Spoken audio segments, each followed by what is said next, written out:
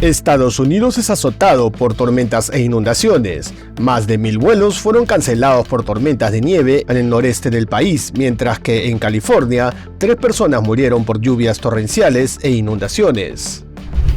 El presidente de Estados Unidos, Donald Trump, anunció durante las fiestas navideñas que ordenó y ejecutó un ataque mortal contra las bases del grupo terrorista Estado Islámico en Nigeria, a quienes han acusado de perseguir a cristianos en ese país.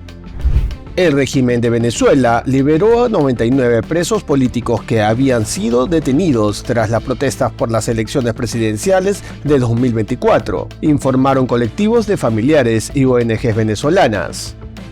El presidente de Ucrania, Volodymyr Zelensky, anunció que planea reunirse con su homólogo estadounidense, Donald Trump, en Florida el domingo, como parte del intento por alcanzar un acuerdo de paz que ponga fin a la guerra de casi 4 años de Rusia en Ucrania.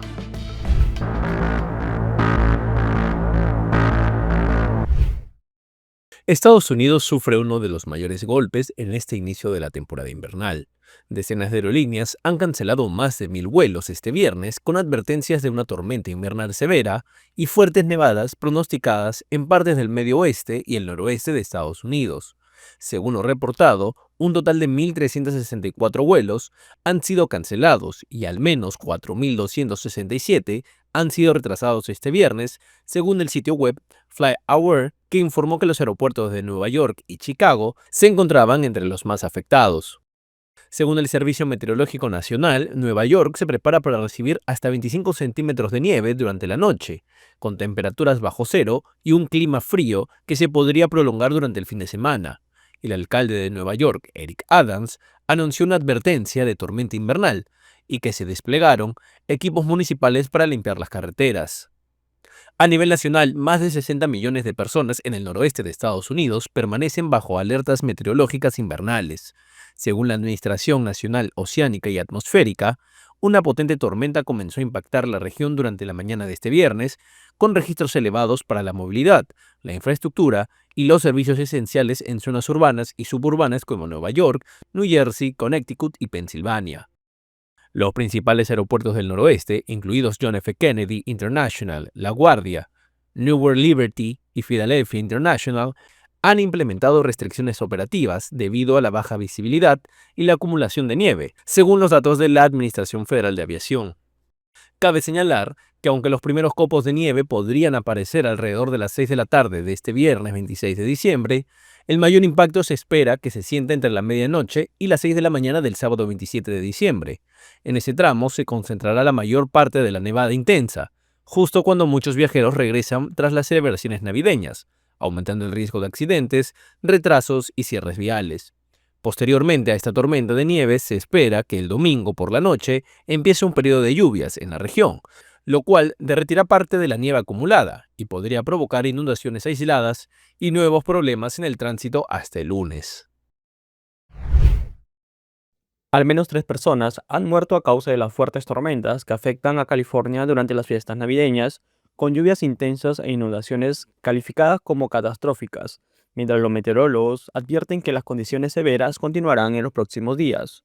Entre las víctimas se encuentra James Carvalho, un agente del sheriff del condado de Sacramento, quien falleció en Nochebuena en un accidente de tránsito cuando se dirigía a su lugar de trabajo, según informó la oficina del sheriff. Otra de las muertes fue la de Richard Michael Wilson, de 74 años, residente de Reading, quien perdió la vida el domingo como consecuencia directa de las inundaciones, de acuerdo con el sheriff del condado. En tanto, en San Diego, Roberto Ruiz, un hombre de entre 60 y 70 años, murió el miércoles luego de que una gran rama de árbol cayera sobre él, provocando un paro cardíaco, según reportó NBC. Las lluvias han sido particularmente intensas en algunas zonas. Al este de Los Ángeles se registró casi un pie de lluvia, lo que provocó severas inundaciones. Residentes al despertar encontraron sus propiedades convertidas en ríos, con casas dañadas y vehículos enterrados bajo el lodo. Durante las festividades, equipos de rescate trabajaron por aire y en embarcaciones para auxiliar a personas atrapadas por las crecidas, en algunos casos evacuándolas a través de los techos de sus viviendas.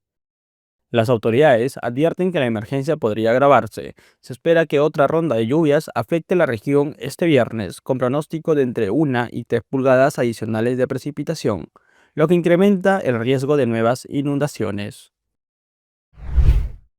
El presidente de los Estados Unidos, Donald Trump, anunció durante las fiestas navideñas que ordenó y ejecutó un mortal ataque contra las bases del grupo terrorista Estado Islámico en Nigeria, a quienes ha acusado de perseguir a cristianos en ese país. Según el Pentágono, los ataques requirieron el lanzamiento de una decena de misiles Tomahawk desde un navío de la Armada estadounidense desplegado en el Golfo de Guinea y provocaron múltiples víctimas en el estado de Sokoto, cerca de la frontera con Níger. El Comando África de Estados Unidos, AFRICOM, informó que llevó a cabo los ataques en el estado de Sokoto, que limita con Níger al norte, en coordinación con varias autoridades nigerianas. La evaluación inicial de AFRICOM indica que varios terroristas del Estado Islámico murieron en los campamentos del grupo, según un comunicado de prensa. Pocas horas después del anuncio de Trump, tanto el gobierno como las Fuerzas Armadas de Nigeria confirmaron el ataque. El ministro de Asuntos Exteriores de Nigeria, Yusuf Tugar, declaró a la CNN este viernes que había hablado con el secretario de Estado de Estados Unidos, Marco Rubio, antes del ataque, y que el presidente nigeriano, Bola Tinubu, dio el visto bueno. Las Fuerzas Armadas de Nigeria, en colaboración con los Estados Unidos de América, han llevado a cabo con éxito operaciones de ataque de precisión contra elementos extranjeros identificados vinculados al Estado Islámico que operan en las zonas del noroeste de Nigeria, declaró el portavoz de las Fuerzas Armadas, el teniente general de la UBA. Trump se ha enfocado en los últimos meses en la situación de los cristianos en Nigeria, incluyendo un llamado en noviembre a su secretario de Defensa para prepararse para una posible acción, y advirtiendo que los Estados Unidos intervendrían en Nigeria con todo para proteger a la población cristiana del país más poblado de África. Bajo mi liderazgo, nuestro país no permitirá que el terrorismo islamista radical prospere. Que Dios bendiga a nuestras Fuerzas Armadas y feliz Navidad para todos, incluidos los terroristas muertos, de los cuales habrá muchos más si continúan con la matanza de cristianos. Ya había advertido previamente a estos terroristas que si no detenían la matanza de cristianos, habrían consecuencias. Y esta noche las hubo, aseguró Trump.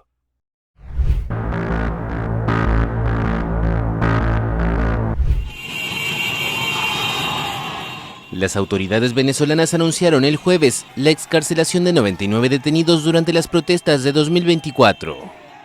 La cuestionada reelección de Nicolás Maduro para un tercer mandato consecutivo desató manifestaciones que dejaron 28 muertos y al menos 2.400 detenidos, a quienes el propio mandatario calificó como terroristas. Según cifras oficiales, la justicia ha excarcelado a más de 2.000 personas desde entonces. La ONG Justicia, Encuentro y Perdón dijo que entre los liberados está María Orozco, una médica de 65 años condenada a la pena máxima por traición a la patria, incitación al odio y conspiración, tras criticar en una nota de voz al gobernante de izquierda. Según la organización, Orozco fue arrestada en agosto de 2024 y condenada en noviembre de este año. Las excarcelaciones ocurren en momentos de una escalada entre Venezuela y Estados Unidos, que desplegó desde agosto una inusual flota en el Caribe con el argumento de luchar contra el narcotráfico. Maduro señala que las maniobras buscan forzar un cambio de régimen y apoderarse del petróleo venezolano.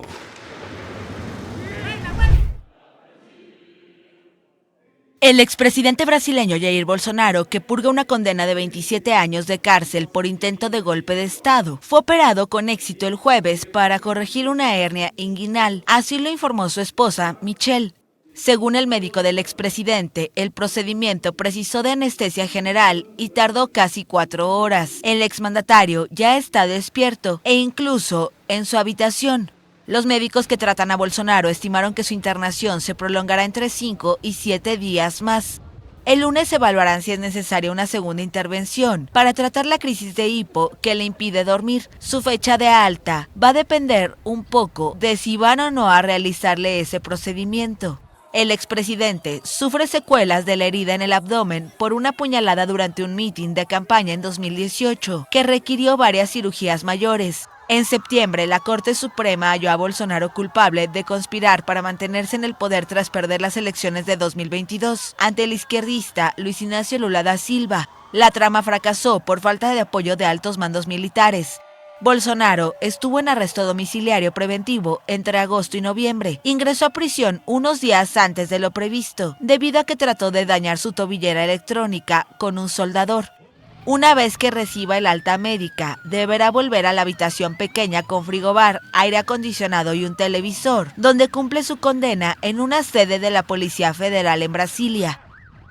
Nasri Asfura, empresario de la construcción y exalcalde de Tegucigalpa, fue declarado ganador de la elección presidencial en Honduras en un proceso marcado por retrasos, denuncias de irregularidades y un estrecho margen de votos. Pero ¿quién es realmente Tito Asfura y qué propone como presidente? ¿Quién es Nasri Asfura? Nasri Juan Asfura Sablá tiene 67 años y es una figura conocida de la política hondureña. Nació en Tegucigalpa, es nieto de inmigrantes palestinos y desarrolló gran parte de su vida profesional en el sector de la construcción. Su carrera política comenzó en la administración municipal de la capital en los años 90, hasta convertirse en regidor, diputado y más adelante alcalde de Tegucigalpa. Entre 2014 y 2022 ocupó la alcaldía del Distrito Central durante 2 periodos consecutivos. Su gestión estuvo enfocada principalmente en obras de infraestructura vial, lo que consolidó su perfil de gestor y le dio el apodo con el que se hizo popular en campaña, Papi a la Orden. La elección presidencial. Asfura compitió por segunda vez por la presidencia. En 2021 perdió frente a Xiomara Castro, pero en estas elecciones fue declarado ganador con el 40,27% de los votos, superando por un margen muy estrecho a Salvador Nasrallah. La elección se resolvió en semanas después de la jornada electoral, tras un escrutinio especial cuestionado por sectores de la oposición, que anunciaron impugnaciones al proceso. ¿Qué propone Asfura?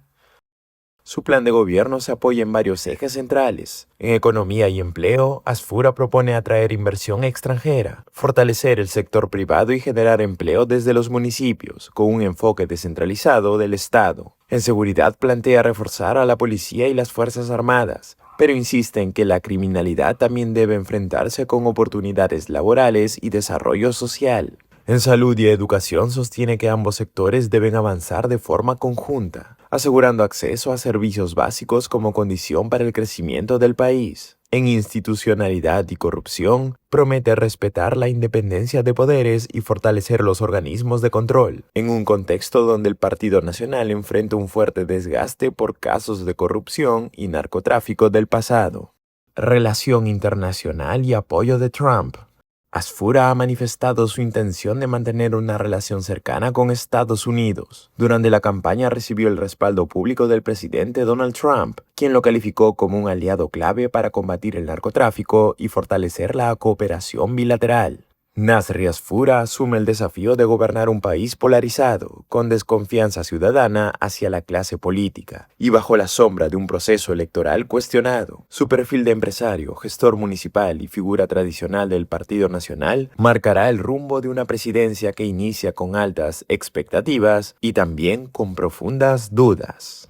Migrantes en la frontera norte y sur de México celebran la Navidad en medio de la incertidumbre y la nostalgia por estar lejos de casa y no encontrar en México un lugar donde establecerse, pero tampoco tienen esperanza de llegar a Estados Unidos tras las medidas migratorias del presidente Donald Trump. En la región fronteriza de Ciudad Juárez y El Paso, Texas, cientos de migrantes que permanecen en albergues o sin un lugar fijo para vivir pasan las fiestas decembrinas lejos de sus hogares, marcados por la incertidumbre migratoria, la falta de empleo y la separación familiar. Albergues como el Comedor Pan de Vida han comenzado a recibir nuevamente a migrantes que intentaron salir de estos espacios para rentar viviendas o buscar trabajo, pero que ante la falta de documentos y oportunidades laborales han regresado.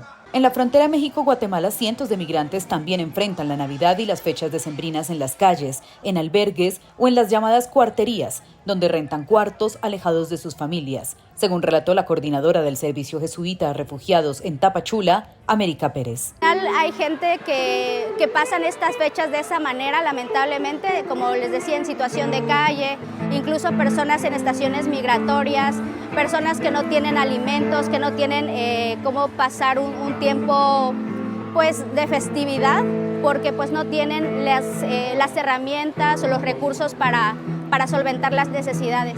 María Mercedes, una migrante hondureña y madre de un niño de 3 años y de otro en brazos, expresó su tristeza y nostalgia por pasar estas fechas decembrinas lejos de su hogar. Bueno, con nostalgia porque no compartimos con nuestra familia, tristes también a la misma vez, porque aquí no contamos con familia, solo con nuestros hijos y nuestra pareja. Además de la nostalgia, la mayoría de los migrantes considera que son víctimas de discriminación y que la situación se hace cada vez más difícil al tener que luchar con la falta de empleo y recursos, la demora en la documentación y, sobre todo, la incertidumbre. Cuba tendrá apagones durante toda la jornada, los cuales afectarán al mismo tiempo el 56% del país durante las horas de mayor demanda de energía en la tarde-noche, informó este viernes la empresa estatal Unión Eléctrica, UNE. Esta semana se han registrado elevadas tasas de afectación. Los días de Nochebuena y Navidad registraron tasas de 60%, muy cerca de la mayor documentada hasta la fecha del 62% de principios de diciembre. Todo ello refleja la grave crisis energética que sufre la isla desde mediados de 2024 debido a las frecuentes averías en sus obsoletas centrales termoeléctricas y la falta de divisas para importar el petróleo necesario para producir energía. La UNE, perteneciente al Ministerio Cubano de Energías y Minas, prevé para el horario pico de la jornada en la tarde-noche una capacidad de generación de 1.490 megavatios y una demanda máxima de 3.350 megavatios. El déficit será de 1.860 megavatios y la afectación estimada alcanzará los 1.890 megavatios. Actualmente, 6 de las 16 unidades de producción termoeléctrica operativas están fuera de servicio por averías o por mantenimiento. Esta fuente de energía aporta en torno al 40% del mix energético en Cuba. Asimismo, 102 centrales de generación distribuidas y la infraestructura de motores de MOA no están operando por falta de combustible. Además, una docena de motores están parados por falta de lubricante. Los prolongados apagones diarios lastran la economía nacional, que se ha contraído un 11% en los pasados 5 años, y este ejercicio cerrará también en negativo. También ha sido el detonante de las principales protestas de los últimos 5 años.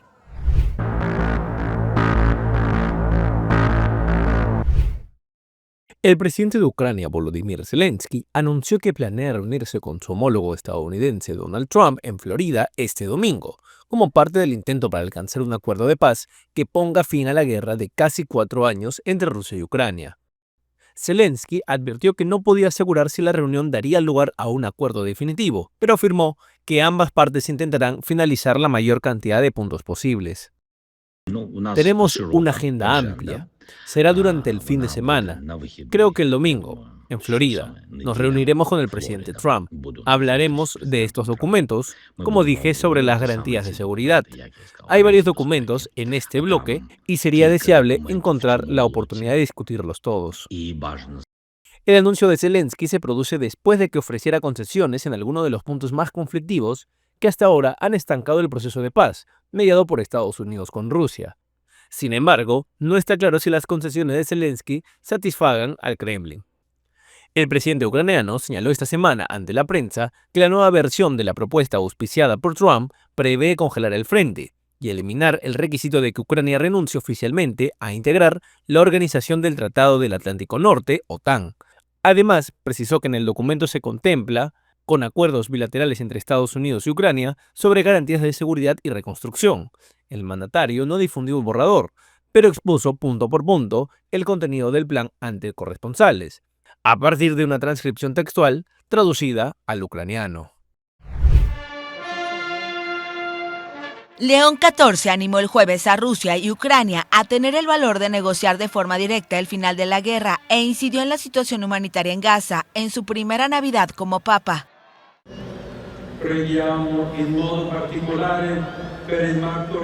Oremos de manera especial por el sufrido pueblo ucraniano, para que el estruendo de las armas cese y que las partes involucradas, con el apoyo de la comunidad internacional, encuentren el valor para entablar un diálogo sincero, directo y respetuoso.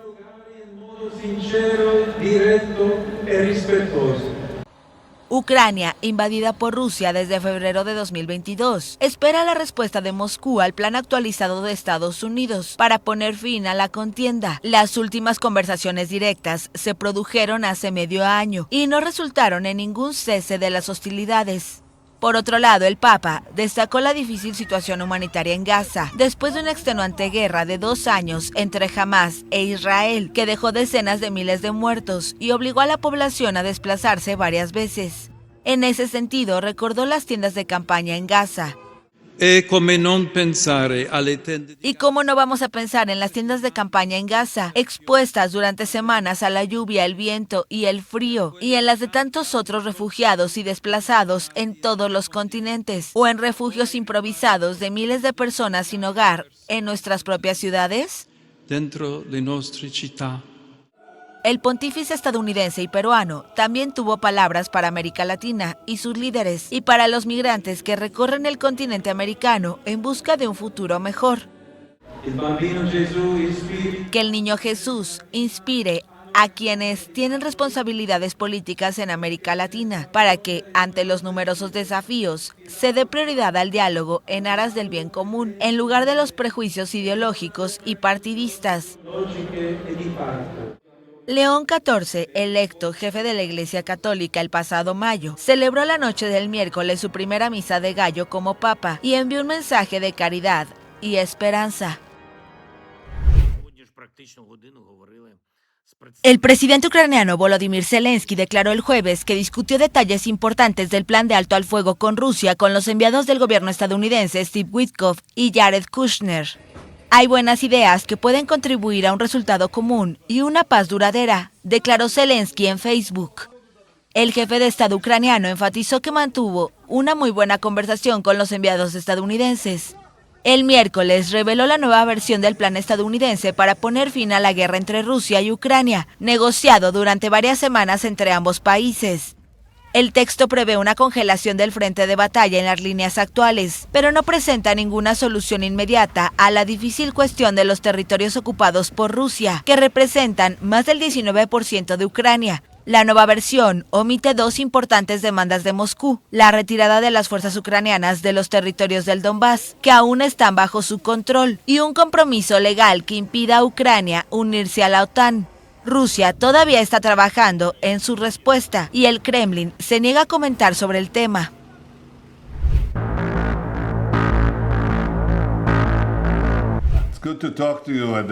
Israel anunció el viernes el reconocimiento de Somalilandia, una república que se separó de Somalia y que hasta ahora no había sido reconocida por ningún otro país.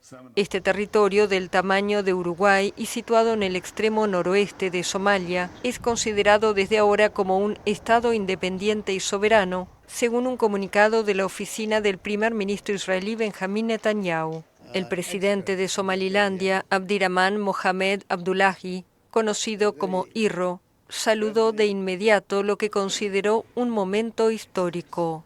Pero países como Turquía y Egipto condenaron la iniciativa israelí y respaldaron la unidad, la soberanía y la integridad territorial de Somalia.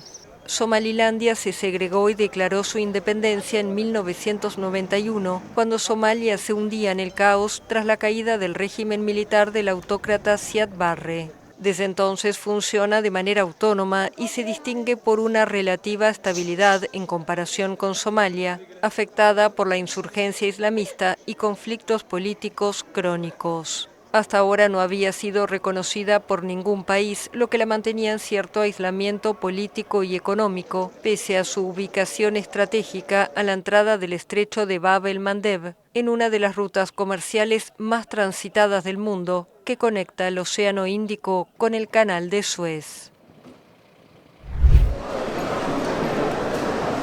La plata sigue aumentando su valor. El viernes superó por primera vez la barrera simbólica de los $75 por onza, en un contexto de récords de los metales preciosos e industriales al cierre del año. El oro también tocó un techo de poco más de $4.531. Estos metales se consideran valores refugio, es decir, activos en los que se puede invertir con relativa seguridad a largo plazo, comprados principalmente por bancos centrales o particulares para protegerse en tiempos de incertidumbre. Según analistas, el oro y la plata se han beneficiado así del riesgo geopolítico desatado por los choques entre Estados Unidos y Venezuela. El dólar y los bonos del Estado estadounidense, que suelen ser valores refugio que compiten con los metales preciosos, han perdido su atractivo este año. La incertidumbre relacionada con la presidencia de Donald Trump ha contribuido en gran medida a este debilitamiento, reforzado últimamente por la perspectiva de nuevas bajadas de tipos por parte de la Reserva Federal, que harían menos atractivo al dólar. Los inversionistas también están preocupados por la deuda pública de los grandes países y por una burbuja en el sector de la inteligencia artificial. Corea del Norte vuelve a encender las alarmas del mundo, esta vez no con un misil, sino bajo el mar. Imágenes difundidas este jueves muestran lo que Pyongyang asegura es su primer submarino de propulsión nuclear, una embarcación de tamaño comparable a los submarinos de ataque de Estados Unidos. Las fotografías publicadas por medios estatales muestran a Kim Jong-un inspeccionando el submarino en una instalación cubierta, lo que indica que aún no ha sido lanzado al agua. Se trata de un submarino de misiles guiados, un proyecto que Kim persigue desde 2021, pero que ahora parece haber ganado urgencia tras la luz verde que Washington dio recientemente a Corea del Sur para avanzar en sus propios submarinos nucleares. Los submarinos de propulsión nuclear tienen ventajas clave, pueden permanecer sumergidos durante años, son más rápidos, más silenciosos y mucho más difíciles de detectar que los convencionales. Hoy, solo 6 países dominan esta tecnología: Estados Unidos, Rusia, China, Francia, Reino Unido e India.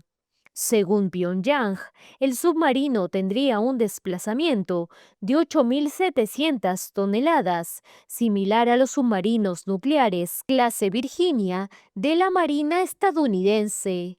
Kim afirmó que estas embarcaciones son esenciales para una doctrina de defensa basada, según sus palabras, en el poder ofensivo más fuerte. Pero expertos advierten que esta escalada aumenta la inestabilidad y sostienen que aunque Kim denuncia amenazas externas, es Corea del Norte quien impulsa la carrera armamentista, rechaza la diplomacia y destina enormes recursos militares, mientras su población sigue sufriendo.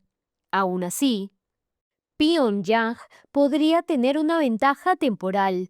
Corea del Sur tardaría hasta una década en construir sus propios submarinos nucleares, mientras que Corea del Norte podría probar misiles desde este submarino en los próximos 2 años. Y un detalle no menor, en las imágenes, Kim aparece acompañado por su hija, alimentando las especulaciones sobre una posible sucesora en el régimen. Una explosión en una mezquita de Siria dejó al menos 8 muertos. El incidente se produjo durante las oraciones del viernes en un barrio de la minoría alauita en Homs, en el centro del país. El Ministerio de Relaciones Exteriores denunció un cobarde acto criminal, que según sus palabras, es un intento desesperado por socavar la seguridad y la estabilidad y sembrar el caos en Siria. Homs fue escenario de violencia sectaria durante la guerra civil que se desató en el país en 2011. La ciudad alberga una mayoría de musulmanes sunitas, pero también cuenta con varias zonas predominantemente alauitas, la minoría a la que pertenece el derrocado gobernante Bashar al-Assad. Desde su caída a fines de 2024 a manos del actual poder islamista, la ONG Observatorio Sirio de Derechos Humanos y ciudadanos de Homs han denunciado secuestros y asesinatos dirigidos contra miembros de esta minoría derivada del Islam chiita.